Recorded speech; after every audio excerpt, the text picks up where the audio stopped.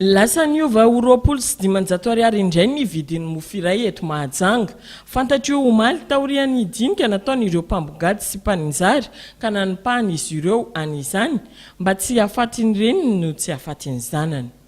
Les marges azon'ny épicerie kely loatra 220 taloha zany reo 500 francs. Dia napidinina 200 francs fotsiny. Rehefa mivarotra roapolo mofo reo, rehefa misy lany telo dia lasa perte. Ny marimaritra iresanao maro zany tsy nentina atao iny fa reo ihany no tia hoe atao 2600 à 3000. Ny vidin'ny mofo dia 2600 en détail. Mandalo ndraiky hoe misy mofo atao zany à 1500. Afaka mividy mofo 1500 demi-pain zay mba mety kokoa amin'izay sahirana zany. Afaka manapaka ny épicerie mba mahazo mihinana mofo.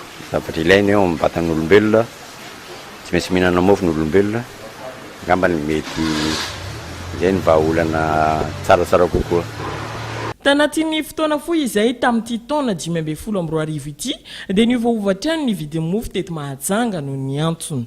Dia ny marimaritra iraisana tamin'ny voalohany zany dia miverina 2500 francs ny vidin'ny mofo. Satria teo nisy filazana hoe raha janona 2500 ihany dia tsy manome sachet zahay satria lasa miena be ny bénéfice, tsy tafavoaka mihitsy zay manofa elo manao an'izao amin'ny resaka teknika sy ny pitsopitsony. Dia farany zany niarana nanapa-kevitra ndray zany fa mba ahafahan'le mpanjifa mahazo fahafaham-po mahazo sachet ara-dalàna dia aleo ara atao 2600 francs. Zay zany nitapaka farany manomboka zao zany dia 2600 francs ny vidin'ny mofo. Andray fepetra kosa ry zareo avy ao amin'ny tambazotra mpiarony zo mpanjifa raha mbola mahatratra ny mpanjara mivarotra mofo ho 900 ariary.